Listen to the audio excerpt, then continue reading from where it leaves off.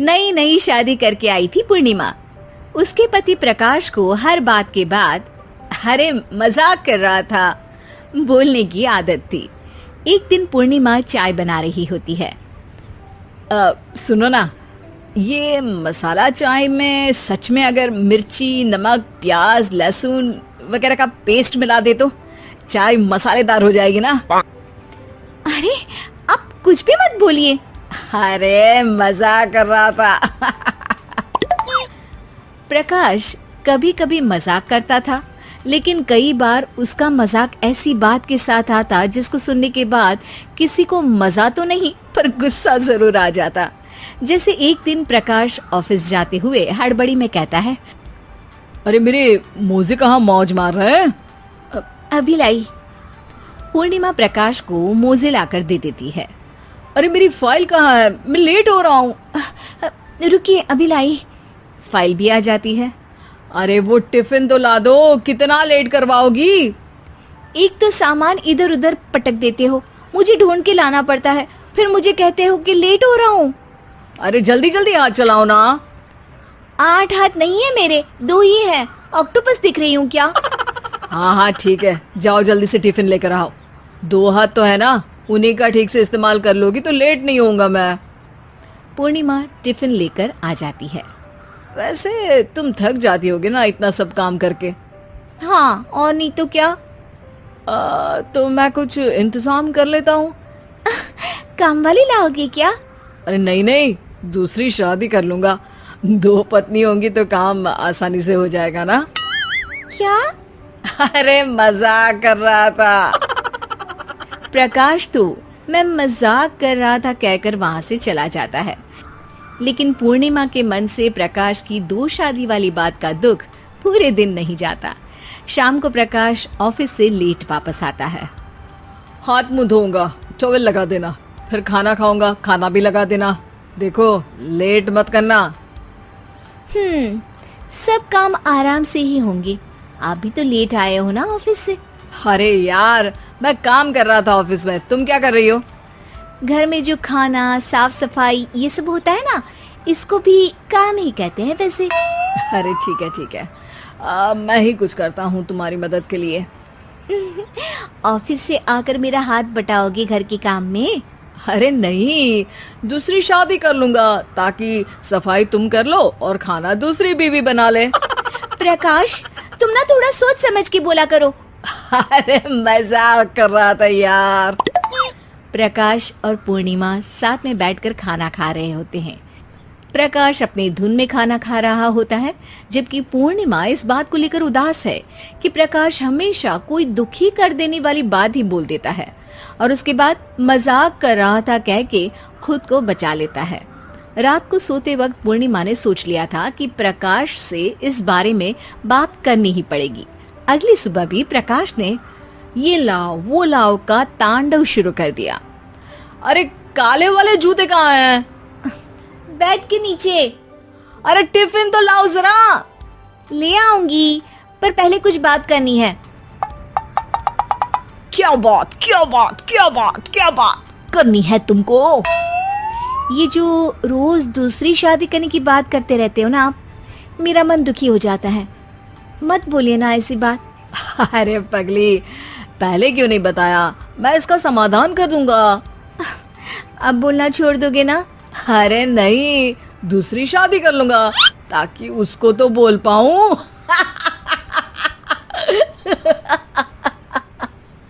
उफ़ो, तुम कभी नहीं सुधरोगे। अरे मजाक कर रहा था। पूर्णिमा की बात को प्रकाश हंसी में उड़ा देता है। पूर्णिमा बहुत भारी मन से टिफिन लेकर आती है। ये लीजिए टिफिन। अरे मैं तो भूल ही गया, आज मेरे बॉस के बेटे की बर्थडे पार्टी है, तुमको भी बुलाया है, रात को तैयार रहना। रात को पूर्णिमा और प्रकाश बॉस के बेटे की बर्थडे पार्टी में पहुंच जाते हैं। वहां प्रकाश के ऑफिस के और भी लोग हैं जिनको पूर्णिमा पहले से जानती है। केक कटता है, लोग खाना खा रहे होते हैं। वहीं पूर्णिमा और प्रकाश ऑफिस के लोगों के साथ बैठे बात कर रहे होते हैं। मेरे हस्बैंड तो खुद काम भी करते हैं और बच्चों को भी संभाल लेते हैं। हाँ भाई, अरे घर के थोड़े बहुत काम तो करने ही होते हैं ना। मेरी पत्नी भी अकेले सब कब तक करेगी? मैं तो सिर्फ ऑफिस का ही काम करता हूँ, घर का सब काम तो पूर्णिमा ही करती है। पूर्णिमा, तुम अकेले सब कैसे कर पाती हो? नहीं जी, बहुत थक जाती हूँ वैसे। तो प्रकाश से हेल्प ले लिया करो ना। अरे बोला तो है इनको, पर इन्हें लगता है कि ऑफिस का काम ही सब कुछ है, तो मैंने भी एक समाधान सोच लिया है। अच्छा, क्या पूर्णिमा, घर में काम वाली बाई रखोगी क्या?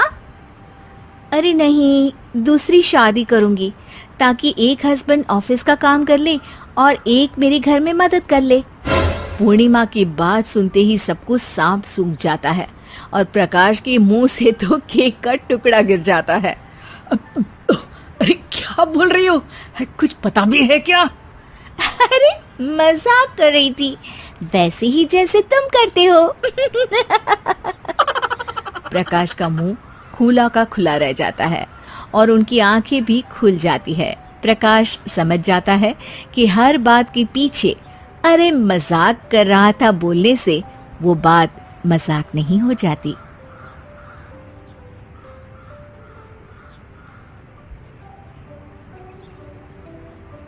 सास पार्ट 2। अब तक आपने सुना कि कावेरी जी अपनी तीनों बेटियों ईशा, मोहिनी और सुहाना की शादी 3 घर जमाई लड़कों के साथ करवा देती है। उन्हें लगता है कि ये लड़के शायद घर का कामकाज संभाल लेंगे, लेकिन उनके तीनों घर जमाई बहुत आलसी थे। वो नौकरी भी नहीं करते थे और बाहर का काम भी नहीं। कावेरी जी ने अपनी बेटियों से कहा कि वो प्रेगनेंसी का बहाना बनाकर अपने पतियों को सबक सिखाए। अब सुनिए आगे। मम्मी, आपने जैसा कहा था हमने वैसा ही किया, लेकिन देखिए ना, विवेक का हाल तो वैसा का वैसा ही है। घर में ना सुबह का नाश्ता बनता है और ना खाना। नौकरी पर जाने की बात करूं तो खाने को दौड़ते हैं मुझे। हाँ मम्मी, मैंने भी सुमित को कितनी बार कहा कि अगर नौकरी नहीं करनी तो कोई छोटी सी दुकान ही खोल लो, घर का खर्चा कैसे चलेगा। देखो दोपहर के 12 बजने आए और जनाब अभी तक सो रहे हैं। हाँ मम्मी, ईशा और सुहाना ठीक कहती हैं। अविनाश का भी यही हाल है। जब मैंने अपनी प्रेगनेंसी के बारे में कहा तो मुझसे कहने लगा, अरे दूसरी लड़कियां तो 9-9 महीने तक नौकरी करती है, बस डिलीवरी के टाइम छुट्टी लेती है। मोहिनी, तुम भी नौकरी करो। अब मुझे कहाँ नौकरी मिलेगी? मम्मी बताओ, अब मैं क्या करूँ? हे भगवान, क्या सोचकर घर जमाई दामाद लाई थी मैं कि मेरी बेटियां मेरे पास रहेंगी और खुश रहेंगी, लेकिन इन आलसी दामादों ने तो हमारी जिंदगी को भी प्रॉब्लम में डाल दिया है। मैं तो कहती हूँ मम्मी, हम लोग वापस अपनी जॉब पर जाना शुरू कर देते हैं। बता देते हैं इन लोगों को कि हमने प्रेगनेंसी का बहाना किया है। नहीं नहीं बेटा, ऐसी गलती भी मत करना। अगर तुमने ऐसा किया तो इन तीनों की आदत और खराब हो जाएगी। अरे आज नहीं तो कल कभी तो तुम प्रेग्नेंट होगी, तब वापस यही प्रॉब्लम आएगी, तब क्या करोगी तुम तीनों? हाँ मम्मी, आपकी बात तो बिल्कुल सही है। इन लोगों को तो सुधारना ही पड़ेगा। लेकिन कैसे? अपने बच्चों के आने की खबर सुनकर भी इन लोगों पर कोई असर नहीं हो रहा। पैसे कमाने के लिए घर से बाहर निकलना ही नहीं चाहते ये तीनों।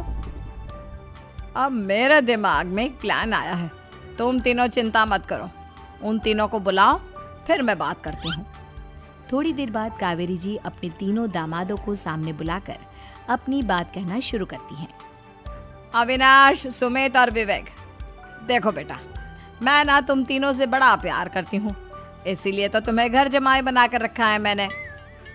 अरे मम्मी जी, सीधे सीधे कहिए ना, क्या बात है? प्यार तो हम भी आपको बहुत करते हैं। अरे मम्मी जी, आपकी इज्जत भी बहुत करते हैं। अरे भाई, आपके जैसी सास और कमाने वाली बीवी सबको मिलती है क्या? हाँ मम्मी, विवेक और सुमित ठीक कह रहे हैं। आपकी बेटी से शादी करके मेरी तो जिंदगी ही अच्छी हो गई है। जानती हूँ मैं, और ये भी जानती हूँ कि तुम तीनों अपने अपनी बीवियों से बहुत प्यार करते हो। बेटा, बात ऐसी है कि हमारे कुल गुरु ने कहा है कि प्रेग्नेंट होने के बाद मेरी तीनों बेटियां शुरू के 4 महीने हमारे गांव में जाकर रहेगी, जहां मेरे चाचा जी रहते हैं। अरे लेकिन क्यों मम्मी, गांव में जाकर रहने की क्या जरूरत है इन तीनों को? वो क्या है ना बेटा, हमारे परिवार को एक श्राप है। अगर मेरी बेटियों ने यहाँ पर बच्चा पैदा करने की कोशिश की तो उनके बच्चों को कुछ भी हो सकता है। इसलिए अब से लेकर 4 महीने पूरे होने तक इन्हें गांव वाले घर में रहना पड़ेगा। हाँ तो इसमें प्रॉब्लम क्या है मम्मी जी, हम भी वहाँ जाकर रहेंगे, पिकनिक मनाएंगे। अरे भाई बीवी जहाँ हम भी वहाँ। हाँ यार, आइडिया तो बहुत अच्छा है। शहर की जिंदगी में रह रहकर परेशान हो चुके हैं, अब कुछ दिन गांव में बिताएंगे। तुम लोग समझने की कोशिश क्यों नहीं करते? तुम में से कोई भी वहां नहीं जा सकता और मैं यहाँ रहूंगी ना तुम तीनों के साथ। 4 महीने की तो बात है, उसके बाद ये तीनों ही लौट कर आ जाएंगी। ठीक है मम्मी जी, अब हमारे बच्चों का सवाल है तो ये तो करना ही पड़ेगा। कावेरी अपनी तीनों बेटियों को कुछ दिन के लिए घर से बाहर कहीं दूसरे शहर में रहने के लिए भेज देती है। कुछ दिनों के बाद, अरे मम्मी जी बहुत दिन से पिज्ज़ा नहीं खाया, मंगवाइए ना। क्या बताऊं बेटा, पहले तो बेटियां खर्चा दे देती थी क्योंकि उनकी नौकरी थी, लेकिन अब तो मेरे पास पैसे ही नहीं बचे। थोड़े बहुत पैसे हैं जो बच्चों की डिलीवरी में काम आएंगे। लेकिन मम्मी जी, आपकी बेटियों को वापस आने में तो अभी बहुत वक्त बाकी है। वही सोच सोच कर परेशान हो रही हूँ। सोच रही हूँ कल से दूध भी बंद करवा देती हूँ। अब दूध वाले को देने के लिए पैसे भी तो नहीं है ना। अरे नहीं नहीं मम्मी जी, अगर दूध भी बंद करवा दोगी तो मुझे चाय कहाँ से मिलेगी, और चाय के बिना मैं तो मर ही जाऊंगा। क्या करूं बेटा, इसके अलावा हमारे पास कोई ऑप्शन नहीं है। मेरे पास पैसे ही नहीं बचे। इस तरह कावेरी जी धीरे धीरे अपने तीनों दामादों को पैसे देना बंद कर देती हैं और घर में खाने पीने की चीजें लाना भी बंद कर देती है। अब वो तीनों बुरी तरह से परेशान होने लगे थे और इसलिए एक दिन तीनों प्लान करके घर से बाहर निकलते हैं और बाजार में जाने के बाद, यार अच्छा खाना खाए हुए कितने दिन हो गए, पता नहीं कब अच्छा खाना मिलेगा। हमारी बीवियों के जाने के बाद तो हमारी हालत भिखारियों जैसी हो गई है यार। कुछ भी हो, मुझे तो आज पिज्जा खाना ही खाना है। जेब में 1 रुपया नहीं और पिज्जा खाएगा, कहाँ से आएंगे पैसे? अरे देख वहाँ सामने बोर्ड पर क्या लिखा हुआ है, कंप्यूटर पर काम करने के लिए एक आदमी की आवश्यकता है। भाई मैं तो जा रहा हूँ, काम करूँगा और शाम तक पैसे लाकर आराम से पिज्जा खाऊंगा। जा जा, तुझे कोई काम नहीं देने वाला, हम तो घर जा रहे हैं। चल भाई सुमित। सुमित और अविनाश वहाँ से चले जाते हैं और विवेक उस कंप्यूटर शॉप पर सारा दिन काम करके 5,000 रुपये कमा कर घर लौट कर आता है और अपने खाने के लिए अच्छी अच्छी चीज़ें भी लेकर आता है। ये देखकर विवेक और सुमित के दिल में भी कुछ पैसे कमाने की इच्छा जागती है। अरे सुबह सुबह कहाँ चल दिए तुम? मम्मी जी एक बहुत अच्छी जगह मिली है, कंप्यूटर पर काम करने के 5,000 मिले थे कल मुझे। अगर रोज काम करूँगा तो पूरे 40,000 की तनख्वाह। अरे वाह, ये तो बहुत अच्छी बात है दामाद जी, आपको जाना ही चाहिए। सुमित और अविनाश विवेक को इस तरह तरक्की करते देखकर परेशान हो जाते हैं और वो दोनों भी काम की तलाश में निकल पड़ते हैं। धीरे धीरे उन दोनों को भी काम मिल जाता है। अब कावेरी के तीनों दामाद छोटी मोटी नौकरी करके अच्छा पैसा कमाने लगे थे। एक दिन कावेरी उन्हें अपने पास बुलाती है। अरे वाह, विवेक 40,000 कमा लेता है, अविनाश 60,000 और सुमित तुम भी 40,000 के आसपास कमा ही लेते हो। कुल मिलाकर तुम अच्छे खासे पैसे कमा रहे हो बेटा। हाँ मम्मी जी, बहुत मजा आता है जब महीने के एंड में मोटी रकम हाथ में आती है। पूछिए मत मम्मी जी, घर में रहकर रोटी बना बना कर और तो जैसा महसूस होने लगा था मुझे तो। हाँ बेटा, तुम तीनों की बात तो बिल्कुल ठीक है। और जानते हो, अब तुम तीनों की पत्नियां भी वापस लौट कर आने वाली है। लेकिन मम्मी जी अभी तो उन्हें गए सिर्फ 2 महीने हुए हैं, आपने तो कहा था वो 4 महीने के बाद लौट कर आएंगी।